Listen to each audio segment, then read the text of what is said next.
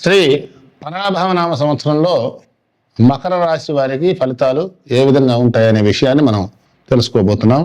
ఈ మకర రాశి ఉత్తరాషాఢ నక్షత్రం 2, 3, 4 పాదాలు, శ్రవణ నక్షత్రం 4 పాదాలు, ధనిష్ట నక్షత్రం 1, 2 పాదాలు. వీరికి ఈ సంవత్సరం ఆదాయం 2, వ్యయం 8గా ఉన్నది, రాజపూజ్యం 1, అవమానం 6గా ఉన్నది.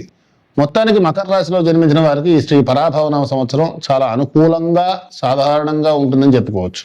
జీవితంలో కొన్ని రంగాల సవాళ్ళను తెచ్చిపెడితే మరికొన్ని సానుకూల ఫలితాలను కూడా అందించే రకంగా ఉంది. కెరీర్ పరంగా మీరు మీ ప్రయత్నాల్లో విజయాన్ని సాధిస్తారు. మీ వ్యాపార ప్రయత్నాల్లో మీరు చేసే హడావిడి సానుకూల ఫలితాలను మాత్రమే ఇస్తుంది. మీ ఆదాయ ప్రవాహం ఏడాది పొడుగునా సజావుగానే ఉంటుంది. అయినప్పటికీ కూడా మీరు డబ్బు అలాగే మకర రాశిలో జన్మించిన వ్యక్తులకు ఈ సంవత్సరం సాధారణంగానే అనుకూలంగా ఉంటుంది. కొన్ని రంగాలు మాత్రం మీకు సానుకూల ఫలితాలను అందిస్తాయి. భూమి, ఆస్తి లేదా వాహనం కొనాలని ప్లాన్ చేస్తున్న వారు మాత్రం కొంత అదనపు ప్రయత్నం చేసిన తర్వాత విజయాన్ని సాధిస్తారు.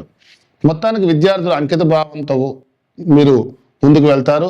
ప్రేమ జీవితంలో మీ భాగస్వామితో కూడా ఈ సంబంధాలు మరియు సరిహద్దులను కూడా కొనసాగించుకుంటే విషయాలు మీకు అనుకూలంగా మారే అవకాశం సూచిస్తూ ఉన్నది. అలాగే కొన్ని అపార్థాలను నివారించడం అనేది మాత్రం చాలా ముఖ్యంగా ఉంటుంది. అలా చేయడం వల్ల అనవసరమైన సమస్యల నుంచి మీరు దూరంగా ఉండడానికి మీకు ఈ సంవత్సరం ఎక్కువగా సహాయపడుతుంది. ఆరోగ్య విషయానికి వస్తే కనుక సమతుల్య ఆహారం తీసుకోవడం వల్ల మీరు ఏడాది పొడవునా కూడా ఆరోగ్యంగా ఉండడానికి సహాయపడే సూచన.